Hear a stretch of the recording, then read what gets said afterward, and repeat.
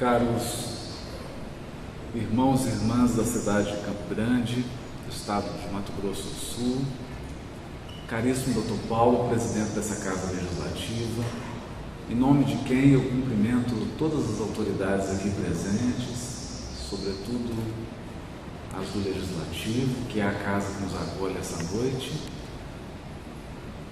Maria Túlia, presidente da Federação Espírita, em nome de quem eu cumprimento todos os trabalhadores da Federação que têm me acolhido com um carinho enorme e convido a todos a uma reflexão. Quando Jesus chega na Galileia para realizar o seu trabalho inigualável de revelação de Deus, do reino de Deus e da sua justiça, de uma forma nunca antes vista, ele encontra um mundo mergulhado numa série de contradições. É certo que o pensamento filosófico na Grécia havia atingido uma culminância. Desde o governo de Péricles, inúmeros filósofos, artistas, embelezaram a Grécia e tornaram aquela região um ponto de referência da intelectualidade humana. Por outro lado, o Império Romano havia dado lições de organização social jamais vista na história da humanidade, desenvolvendo um exército, um sistema de correios, um sistema de irrigação, uma organização política. O Império Romano praticamente conquistara o mundo e impusera uma forma nova de vivência. Mas, não obstante todo esse avanço, era comum no mundo da época, quando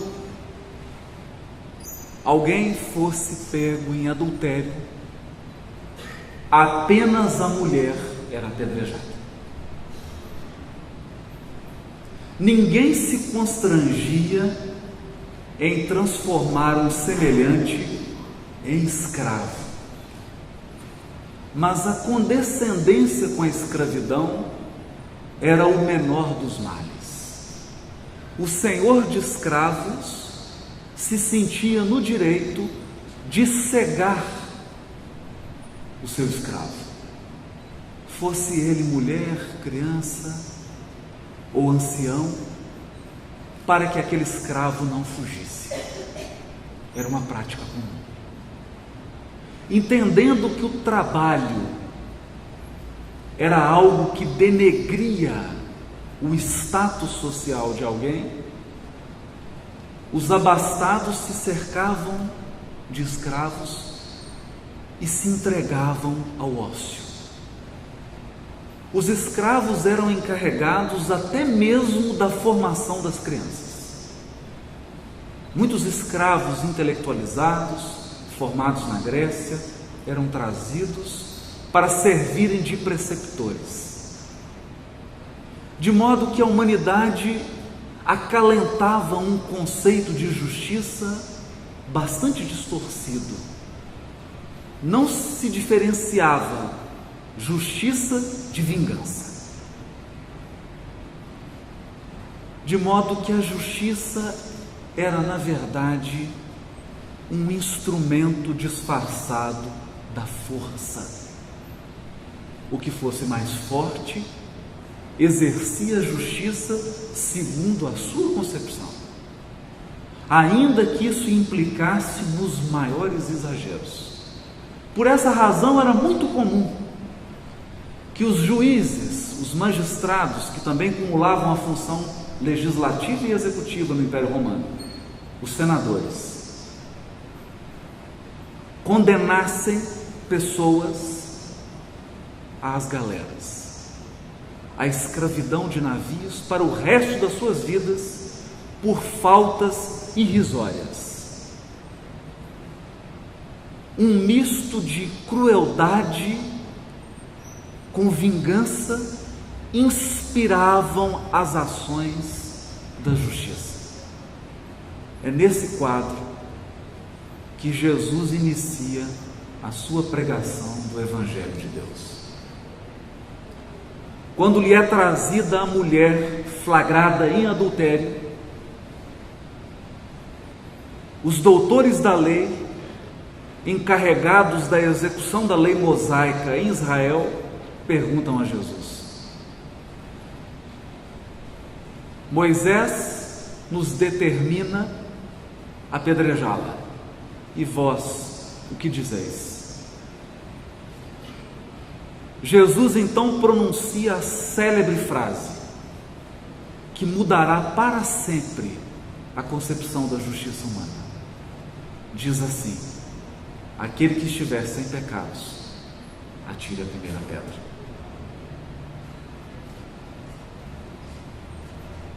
Aquele que se considera puro, que execute. Acontece que a autoridade moral de Jesus era tamanha que ninguém teve coragem de fingir-se justo. E diz o evangelista João: começaram a se retirar do ambiente, primeiro os mais velhos, até os mais novos,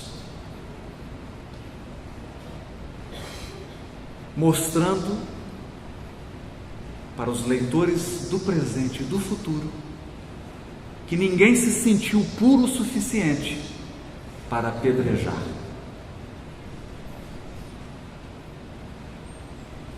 Em conversa com Nicodemos, Jesus fala em parábolas. Ele não entende. Na conversa íntima com os apóstolos, ele esclarece: é necessário que o escândalo venha ao mundo, mas ai daquele por meio do qual vem o escândalo. Revelando que a natureza humana é ainda rica de fragilidade. Ele repetiria a Mateus: um dia compreenderás, Mateus, que o homem é mais frágil do que perverso. E a fragilidade nos torna presa fácil do mal. Preocupado com essa afirmativa de Jesus, conta-nos Humberto de Campos que o apóstolo Tiago chega a Jesus e diz: mestre, não entendo a afirmação, é necessário que o escândalo venha ao mundo, mas ai daquele por meio do qual vem o escândalo. Porque, segundo as suas explicações, se há uma justiça soberana que rege os nossos destinos, onde houver um assassino, amanhã teremos uma vítima, necessariamente uma vítima, criando um círculo vicioso. O assassino de hoje será a vítima de amanhã. Jesus, compreendendo a profundidade daquela objeção, pergunta a Tiago: Tiago, como se dá o processo de redenção na lei mosaica? E Tiago responde, sem pensar, olho por olho, dente por dente, evocando a justiça vingança. Olho por olho, dente por dente. Um grande avanço, por sinal, porque antes de Moisés permitir essa concessão à vingança, se alguém roubava uma ovelha do vizinho, o vizinho sentia-se no direito de tomar todas as ovelhas e de matar a família inteira daquele que roubou. Se alguém feria o semelhante, aquela pessoa, dizendo-se executor da justiça, sentia-se no direito de dizimar todos os descendentes. Percebendo essa desigualdade no ato da vingança, percebendo que a vingança era desproporcional, Moisés faz uma concessão, olho por olho, dente por dente. Que a vingança seja proporcional ao agravo. E Tiago, como todos nós, com a mente ainda fixada na vingança, confundindo justiça com vingança, confundindo justiça com crueldade, não pensa, responde, olho por olho, dente por dente. E Jesus adverte Tiago, até tu, Tiago, até tu estás procedendo como Nicodemos? Por acaso não percebestes que o primeiro mandamento da lei é: amarás o Senhor teu Deus de todo o teu coração, de toda a tua alma e com todas as tuas forças? E Jesus pergunta a ele: como pode, Tiago, alguém amar a Deus fazendo mal à sua obra? Como pode alguém conciliar amor a Deus com crueldade? Amar a Deus e fazer o semelhante sofrer. Amar a Deus e sujar as mãos de sangue, ainda que em nome da vingança. Como? Como? E o segundo mandamento da lei: amarás o teu próximo como a ti mesmo. De modo que nós sempre procedemos como Nicodemos e como Tiago. Quando olhamos para a revelação do Velho Testamento, nós somente enxergamos olho por olho, dente por dente. Ninguém se recorda que a lei mosaica é revelação da lei de amor. O primeiro mandamento é amar a Deus, o segundo é amar ao próximo. O primeiro mandamento está em Deuteronômio capítulo 6, versículo 4. O segundo está em Levítico capítulo 19, versículo 8. A lei de amor está na revelação mosaica. Mas nem mesmo Moisés, apesar de ser um instrumento que a espiritualidade se utilizou para revelar a lei de amor, conseguiu exemplificá-la. Ao resolver uma contenda entre um compatriota e um egípcio, Moisés sujou as mãos de sangue.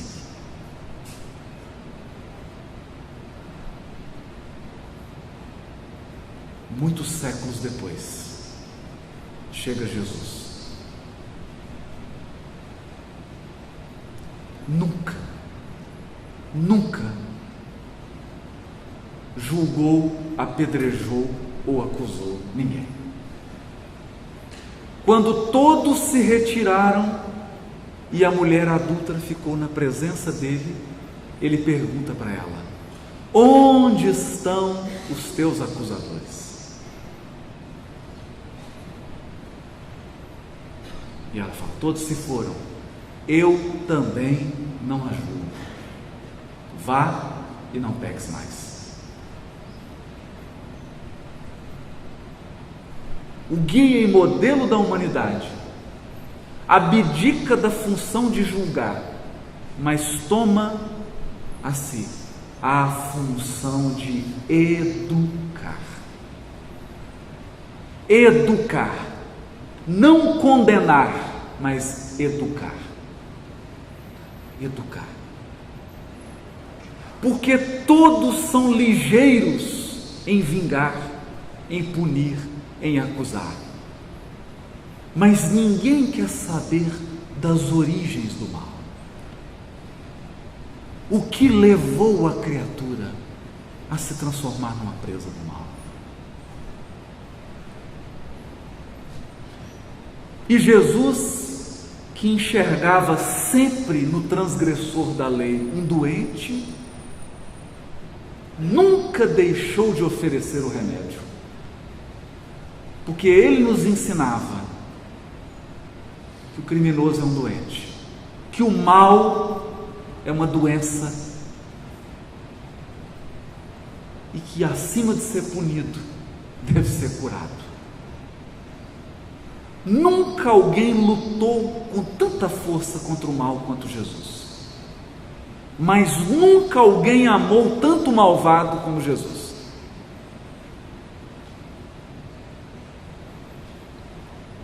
E no momento supremo do testemunho, quando ele é preso,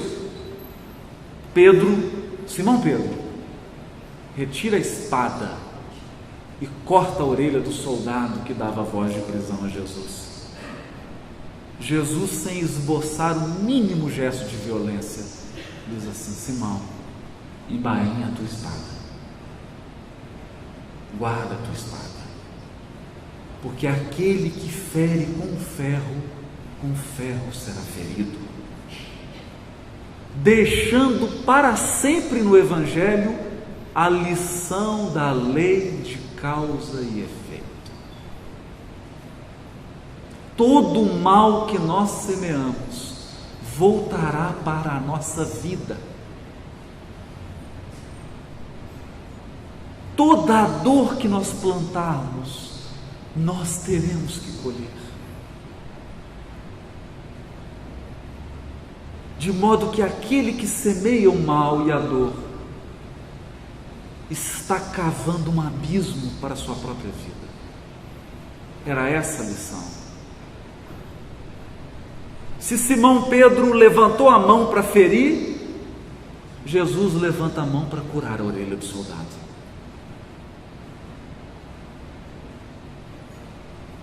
E no momento de crueldade, de deboche na cruz, ele em prece pede a Deus: Pai, perdoa-lhes, eles não sabem o que fazem. Eles não sabem o que fazem. Se o assassino de hoje soubesse que amanhã ele vai lutar na quimioterapia até desencarnar de um câncer cruel, ele não cometeria o assassinato. Se alguém que está roubando hoje, está desviando dinheiro, soubesse que numa vida próxima ele passará imensas necessidades financeiras, lutará e nunca conquistará nada de material, ele jamais ergueria as mãos para furtar qualquer coisa.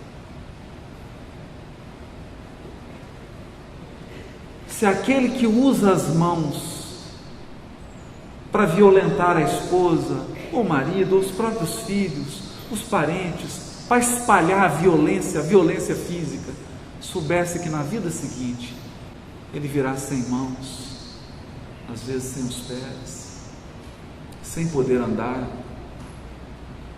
ele pensaria duas vezes, porque o mal é sempre fruto de uma ignorância espiritual. O mal é sempre fruto de uma cegueira. Ninguém que está em contato com Deus, ninguém que está em paz com a própria consciência, tem força para praticar o mal. E ao falar da lei divina,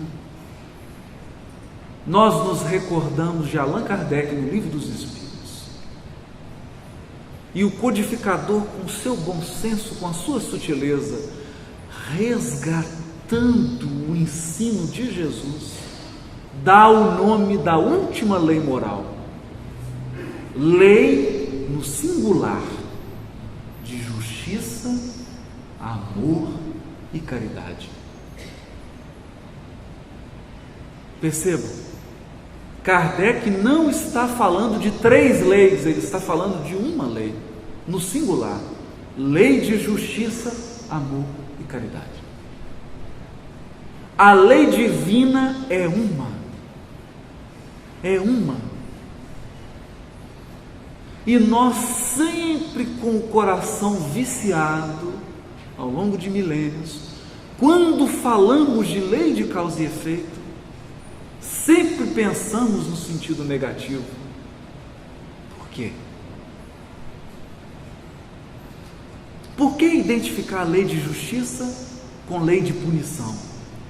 A lei divina é de justiça. É de justiça.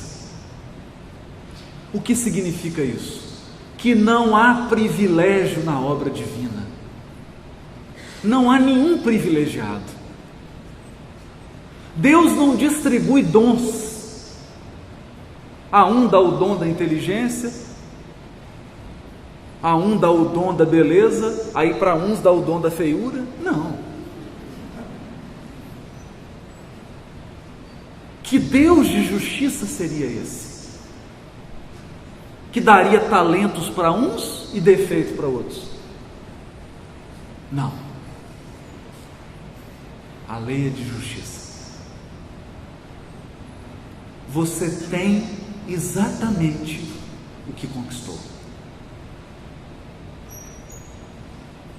Se hoje você veio com talento musical, é porque em muitas vidas você se dedicou.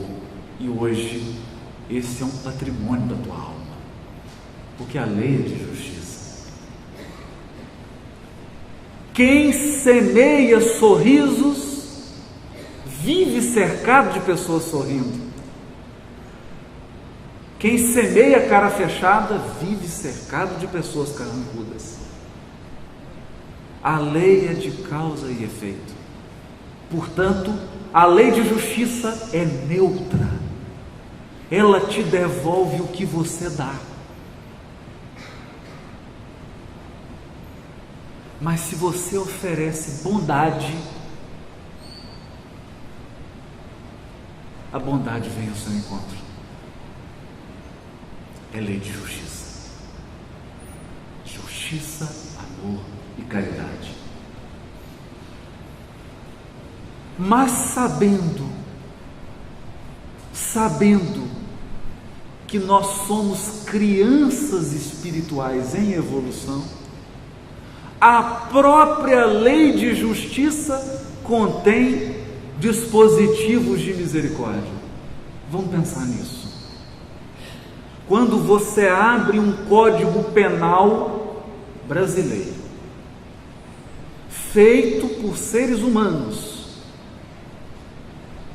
feito por homens, cheios de defeito, falíveis, o que nós encontramos no Código Penal? Medidas que protegem o criminoso que procura reeducar-se.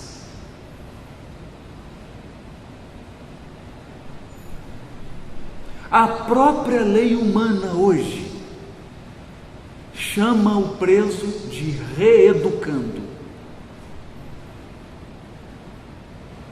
Pelo menos na lei. Infelizmente não temos instituições ainda que cumpram a lei integralmente, mas ele é um reeducando. Se ele tem bom comportamento, a sua pena é diminuída, porque a função da pena é educar, acima de tudo. Se ele apresenta um comportamento positivo, acima da média, ele tem direito à suspensão condicional da pena. Ora, será que Deus seria mais inflexível do que um legislador brasileiro? Será que Deus seria mais inflexível do que os nossos senadores e deputados? Não. Na lei de justiça há dispositivos da misericórdia, e a misericórdia também é lei. Misericórdia não é exceção. Misericórdia é lei divina, é da lei, é da lei. Quantos de nós está de pé hoje porque os débitos estão congelados? Quantas moratórias são concedidas a cada minuto na terra?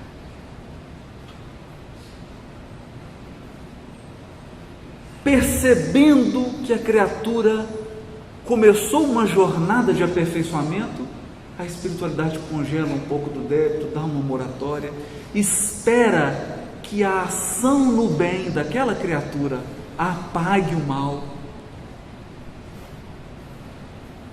porque a verdade seja dita. Se nós puxarmos a ficha espiritual de cada um de nós aqui, nas últimas 500 encarnações, e você somar todos os débitos, eu tenho uma triste notícia para dar: é impagável. Impagável. Nosso débito, se você somar tudo, quantas vezes eu vou ter que ser assassinado? 250. Nossa, meu Deus. Quantas? Seriam 1.500, 2.000, 3.000 encarnações só resgatando. Que justiça seria essa? Uma justiça que esmaga? Não, essa não pode ser a justiça. Por isso diz Emmanuel na sua frase extraordinária no livro Justiça Divina, ele diz assim: a expiação é medida da lei apenas para os corações endurecidos. Apenas para os corações endurecidos. Por isso, depois de ler essa frase, eu sempre me pergunto, toda vez que passo por uma expiação ou vejo alguém passar, eu pergunto assim: onde está o endurecimento do coração dessa criatura? O que essa dor está procurando amolecer? É bom pensar nisso. Quando estivermos numa expiação, qual parte do meu coração petrificou?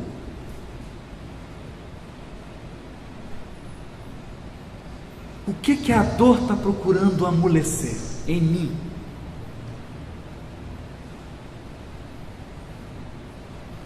Porque a criatura que se coloca de forma maleável nas mãos do Criador, os mecanismos da misericórdia divina vão lhe dando oportunidades de trabalho para que ele resgate através do trabalho. Resgate através do trabalho. O famoso caso contado por Humberto de Campos, da criatura que veio com a programação de perder o braço, mas uma ação intensa no bem fez com que ele perdesse apenas o dedo. Porque o Criador não quer que ninguém perca braços, pernas, visão, audição. O Criador quer que nós nos afastemos do mal, que a gente não sinta mais prazer em praticar o mal, que o nosso coração sinta-se feliz em semear o bem. Mas infelizmente, em muitas áreas, nosso sentimento está petrificado. Há criaturas cujo coração é de uma bondade. Ele visita orfanatos, creches, se dedica ao trabalho assistencial, mas dentro de casa ele é um tirano. Impaciente, agressivo, incompreensível. O coração é mole em algumas coisas, mas em outras é duro.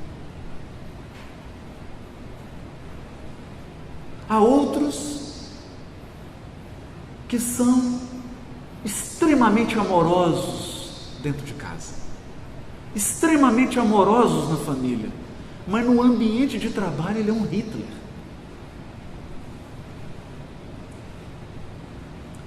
É um misto de coração, uns pedacinhos de pedra e outros de carne. É um misto. É como se nós tivéssemos petrificações localizadas na alma. Mas petrificações que perduram séculos. Séculos. Séculos.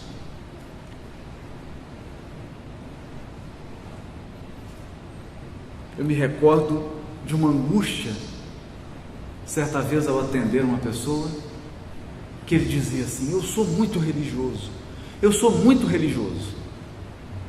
mas essa pessoa me causou um tremendo mal. Eu não tenho coragem de matá-la, porque sou muito religioso, mas venho aqui porque eu quero a justiça, eu quero que acabe com a vida dela.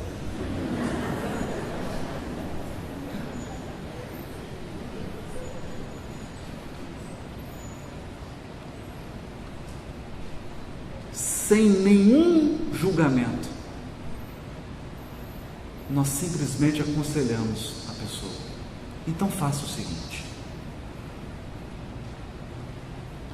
você vai dormir hoje, vai fazer uma prece e vai pedir uma audiência com Jesus. Você vai pedir uma audiência com Ele. Durante o sono, Ele vai vir para a audiência. Você vai olhar nos olhos dele, vai pegar nas mãos de Jesus e vai dizer assim: mestre, o Senhor que perdoou os inimigos na cruz,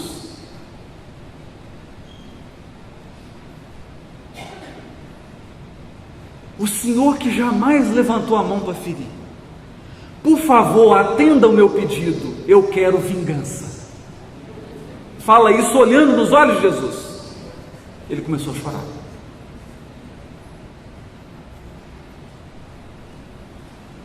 Começou a chorar.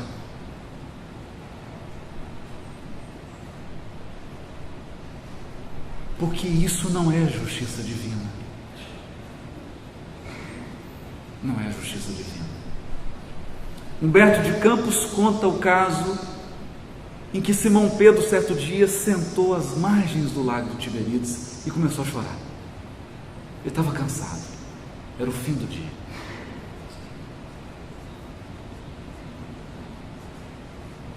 De repente ele sente que Jesus caminhava pela praia. Jesus chega de mansinho, senta ao lado dele.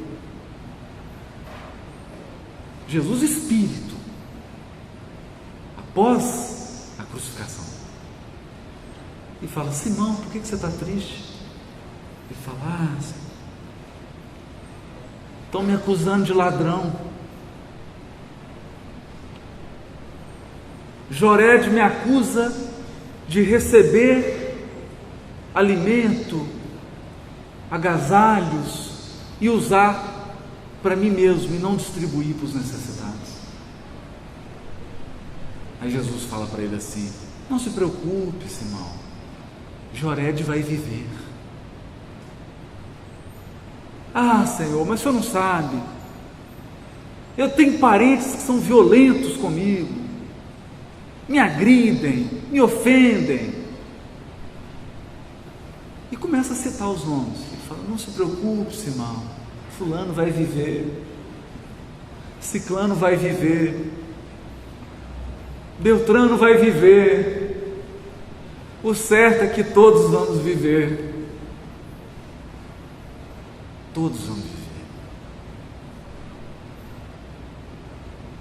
E as mãos que estão praticando o mal hoje vão viver, vão passar pelas experiências dolorosas, tristes experiências. Não porque o Criador pune, mas Deus vai educar. Deus vai educar. Por isso, é impossível separar a misericórdia da justiça. Justiça divina é sempre justiça pautada na misericórdia. E nós precisamos entender que com Jesus foi revelado o amor. O amor. O amor, essa força que nenhuma violência é capaz de dobrar. Dizia Jesus: se alguém te obrigar a caminhar 1 milha, anda 2. Anda 2. Talvez você tenha alguém do seu lado e você esteja numa árdua caminhada com essa criatura, contando os dias para completar 1 milha, para você ficar livre. Vai 2.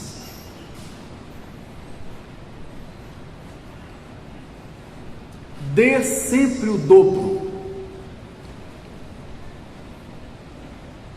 porque diz Simão Pedro no livro Paulo Estevam, é na 2ª milha que o nosso inimigo tem a chance de nos conhecer. A lição mais bonita da misericórdia divina, a lição mais bonita da misericórdia divina, nós temos mania de tirar fotografia das pessoas e guardar para sempre aquela fotografia. Você encontra com alguém hoje e esse alguém te faz sofrer. Você tira uma fotografia, passa 300 anos e você está com aquela fotografia olhando e achando que a pessoa continua sendo aquela da fotografia. Mas as pessoas mudam todo dia. Mudam todo dia. E nós não atualizamos o cadastro. Às vezes você está olhando para a pessoa do seu lado, vendo a imagem de 3 encarnações passadas. Você não atualizou. Esse é o problema do ódio. Esse é o problema do ódio. Ele não atualiza. Ele não consegue ver a mudança. De jeito nenhum. Até hoje nós falamos Judas e imaginamos o apóstolo que traiu o mestre. 2000 anos se passaram. Esse apóstolo já está luminoso. E nós ainda estamos com a fotografia dele, de 2000 anos atrás, daquele que traiu Jesus.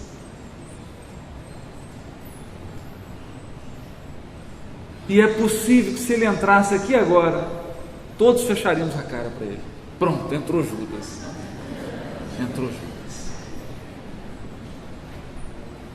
Humberto de Campos conta o caso lindo de Tiago menor, cheio de rancor contra Judas, cheio de rancor. E o rancor que ele tinha pela falta cometida o fez afastar-se de todo mundo. Ele decidiu que iria para uma montanha, ia ficar como uma asceta, distante de todo mundo, porque estava cansado de conviver com a maldade. Às vezes a gente fica assim, estou cansado de maldade, vou ficar sozinho, só com a minha. E estava sozinho. Passaram muitos dias e ele em prece, em jejum. Quando ele está andando, ele vê Jesus vindo na direção dele, andando ligeiro.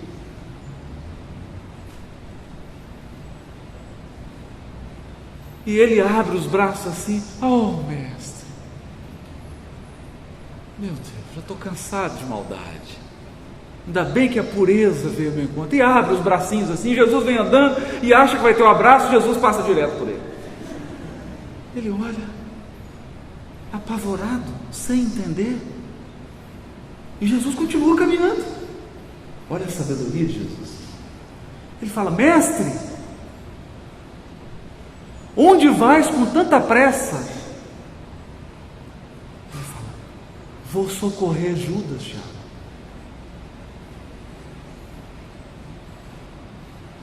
E eu, mestre, você não precisa do meu socorro, Tiago.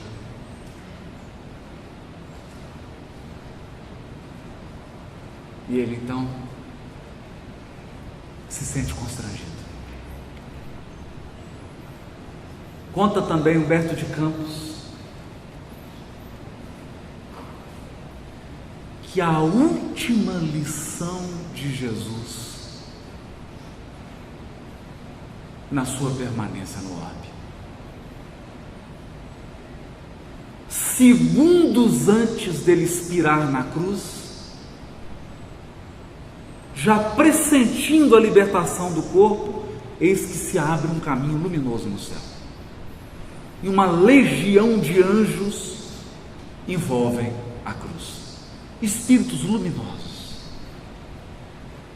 anjos ligados à música, formam um coral e começam a entoar melodias divinas para aquele momento maravilhoso de libertação de Jesus.